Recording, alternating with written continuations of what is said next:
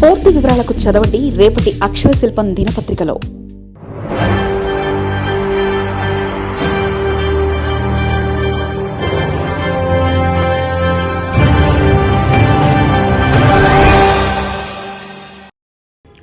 Modi target 2029 సార్వత్రిక ఎన్నికల లక్ష్యంగా అడుగులు. మహిళా రిజర్వేషన్ డీలిమిటేషన్ బిల్లుపైన ఆశలు. ఈ పార్లమెంట్ సమావేశంలోనూ బిల్లులు. రసవత్తంగా వర్షాకాల సమావేశాలు. 2029 సాధారణ ఎన్నికల లక్ష్యంగా జాతీయ స్థాయిలో అలాగే రాష్ట్ర స్థాయిలో ఇప్పుడే ఒక కీలక కసరత్తు మొదలైంది. ఈ నెల 21వ తేదీ నుంచి ప్రారంభమయ్యే పార్లమెంటు వర్షాకాల సమావేశాల్లో కేంద్ర ప్రభుత్వం తన ముందు ఒక కీలక ఎజెండా ఉంచుకుంది. మహిళా రిజర్వేషన్ బిల్లుతో పాటు డీలిమిటేషన్ బిల్లును కూడా ఆమోదింపచేయడానికి ప్రభుత్వం ఇప్పటికే తన సభ్యులను కూడగడుతుంది.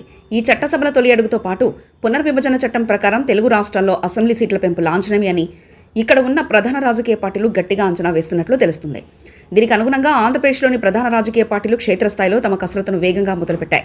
అదేవిధంగా తెలంగాణ రాష్ట్రంలో ప్రధాన నగరమైన హైదరాబాద్ ప్రాంతంలో పెరిగే సీట్లే ముఖ్య భూమిక పోషించవచ్చని రాజకీయ వర్గాల్లో ప్రచారం సాగుతుంది. నిజానికి బెంగాలీ ఎన్నికల ఫలితాలు వచ్చిన దగ్గర నుండి భారతీయ జనతా పార్టీ తన రాజకీయ గమ్యాన్ని ధోరణిని మొత్తంగా మార్చేసిందని చెప్పవచ్చు.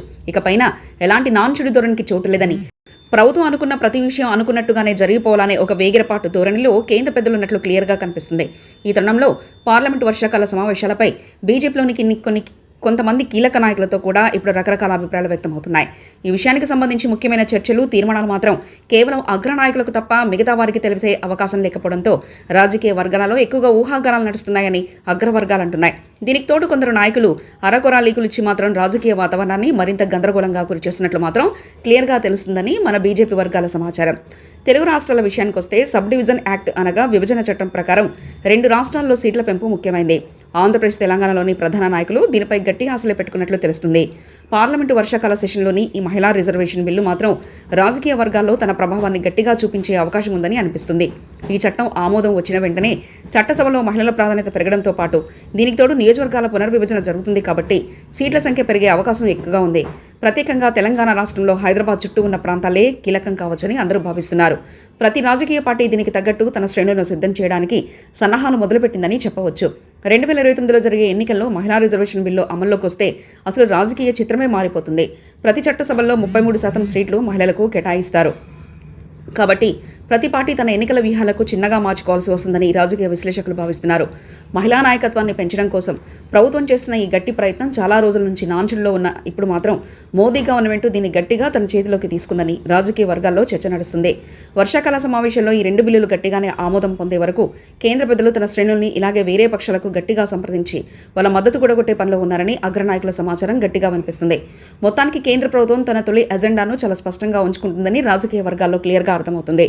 వర్షాకాల సమావేశాలు గట్టిగానే జరుగుతాయని, దీంట్లో మహిళా రిజర్వేషన్ బిల్లు, డీలిమిటేషన్ బిల్లు ముఖ్యమైన అంశాలుగా మారతాయని చెప్పవచ్చు. ఈ తరుణంలో తెలుగు రాష్ట్రాల్లో ప్రధాన రాజకీయ పార్టీలు ఆంధ్రప్రదేశ్, తెలంగాణ 2 చోట్ల క్షేత్రస్థాయిలో తమ వ్యూహాలను సిద్ధం చేసుకున్నట్లు ఎన్నికల సమరానికి ఇప్పుడే సన్నాహాలు ప్రారంభించాలని చెప్పొచ్చు.